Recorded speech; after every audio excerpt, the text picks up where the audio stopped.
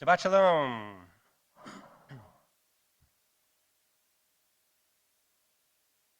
Three Catholic and one Jewish woman were sitting down for coffee. And as they were wont to do, they started talking about their children. The first Catholic mother, bragging, said, "Well, my son is a priest. He walks into a church and everyone says, 'Father.' The second says, 'Well, my son is a bishop. He walks into a cathedral and everyone says, 'My grace.' The third mother says, 'My son, he's the Pope. When he walks into the Sistine Chapel, people rise and proclaim, 'Your Holiness.' They all turn to the Jewish mother. 'New? My son, he's the rabbi. He sleeps into shul.' Everyone looks at him and exclaims, 'Oh my God.'"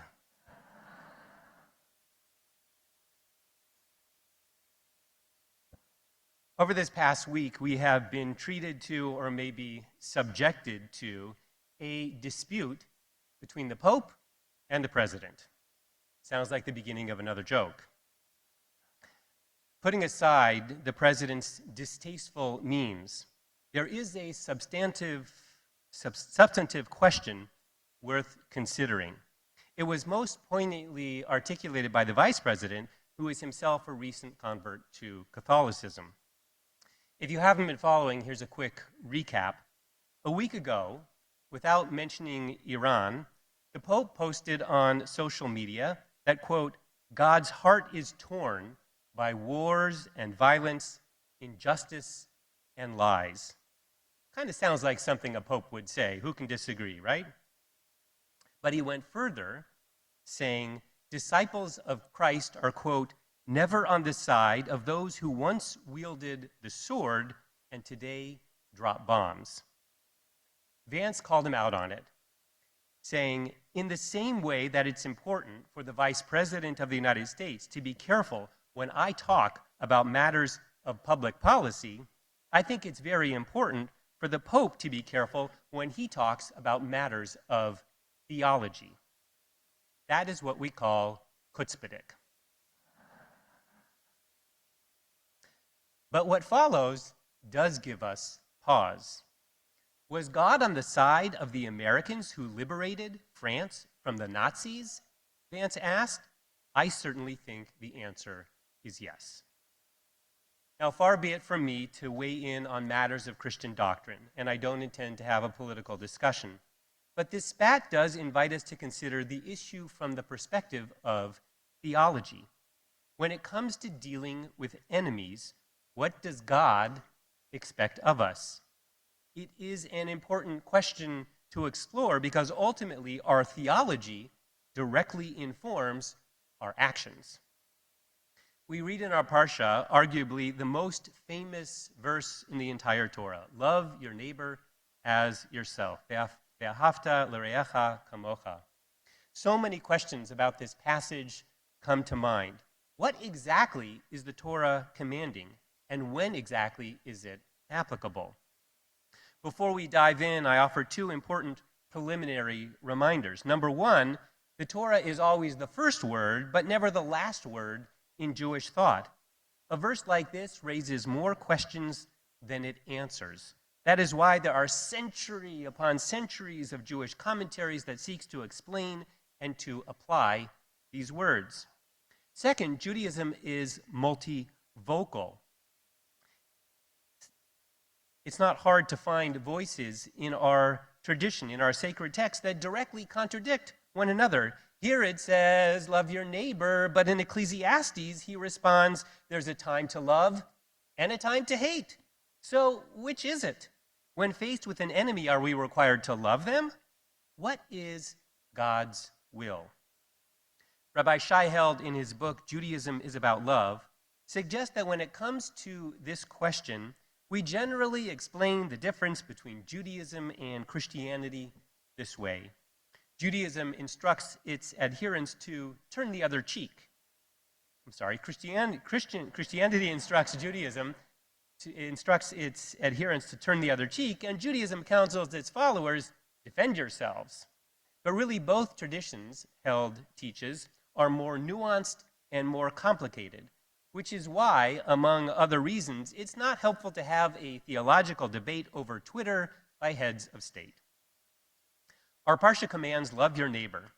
Several centuries later, Jesus picks up that theme as recorded in the book of Matthew. You have heard what it was said that you shall love your neighbor and hate your enemy. But I tell you to love your enemy and pray for those who persecute you. Now, it's not at all clear what Jesus means when he says, you have heard it said. It seems like he's referring to our passage in our Parsha. You've heard it said in Leviticus, love your neighbor. But nowhere in the Tanakh, in the Hebrew Bible, does it command us to hate our enemies. Just the opposite. Several times, the Bible commands us to treat our enemies with kindness. Well, leaving aside this question of what verse Jesus is quoting or to whom he is responding, Christian scholars themselves debate whether Jesus' instructions refer to feelings or actions. If Jesus is demanding that his followers feel love towards an enemy, well, that would represent a real distinction between the Hebrew Bible and the New Testament, between Christianity and Judaism. On the other hand, if Jesus is referring to actions, to treating enemies with kindness, well, then in a way, he was just reflecting voices in Jewish tradition with which he would have been very familiar. For example, we read in the book of Proverbs, if your enemy is hungry, give him bread to eat. If he's thirsty, give him water to drink. The Talmud's Rabbi Chama bar Rabbi Chanina explains, even though he intended to kill you, since he arrived hungry, you should feed him. The hope is that by showing him love, by showing him kindness, he'll have a change of heart. God will awaken a new heart in him. It's not hard to understand why historically Jews have been hesitant to embrace a principle like love your enemies. For most of our history, Jews have been a minority who have needed to live in the real world. We know only too well that we do not yet live in a kingdom of peace. From the Crusades to the Inquisition to pogroms, we've learned the hard way that if we open our door to feed our enemy, he'll eat and then kill us, which is exactly what happened literally on October 7th. But it's not just from experience that we hesitate to love our enemy. It's from our understanding of human nature. Judaism tends to focus on actions over thoughts. So while the rabbis do have much to say about how we should treat our enemies, they are skeptical that people will actually feel love of those who hate them and seek to do them harm. Given this, then, you will rarely find a Jew respond as Erica Kirk did when her husband Charlie was assassinated. She said about the killer, I forgive him because it is what Christ did and what Charlie would do. The answer to hate is not hate. The answer we know from the gospel is to love, always to love. Love for our enemies and love for those who persecute us. I find that answer so moving and also so unsettling. Judaism has a very different approach. To forgive someone who has shown no regret, no repentance, no sign that they even see that what they did was wrong, to forgive without demanding justice would be to tolerate evil, and Judaism will never allow that. By contrast, for the rabbis of the Talmud, the commandment to love your neighbor does not mean also your enemies. Listen to how they expand its application. When carrying out a court-ordered execution, they teach, the least painful method is to be used because you are to love your neighbor, and you would not want a painful death.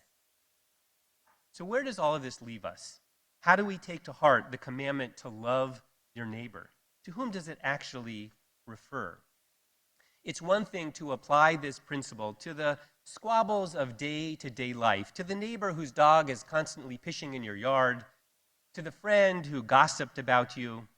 It's another thing to apply it to external political enemies.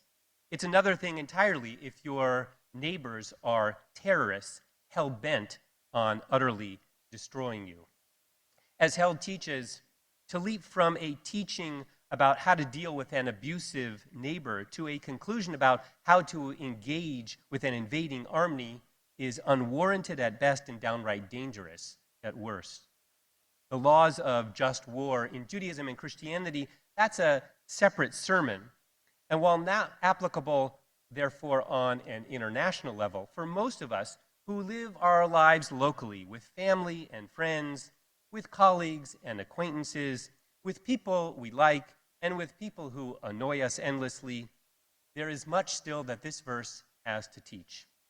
As Rabbi Akiva said, Klal Gadol b'Torah, it is the core commandment of the Torah. Keep this one mitzvah, and it's as if you're keeping the entire Torah. This teaching, which serves as the basis for the Golden Rule, is more than just an amorphous, just be nice to people.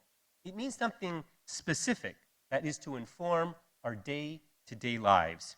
It means visiting the sick, comforting the mourner, rejoicing with a couple at their wedding, offering hospitality, caring for the dead, Ramban.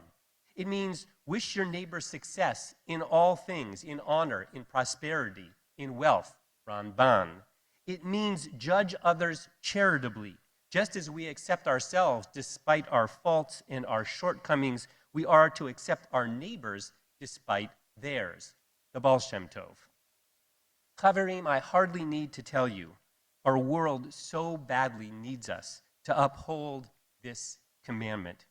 It may not bring peace between enemies, people, or nations, but maybe, just maybe, little by little, it can increase harmony in peace and love in your world and in ours. Shabbat Shalom.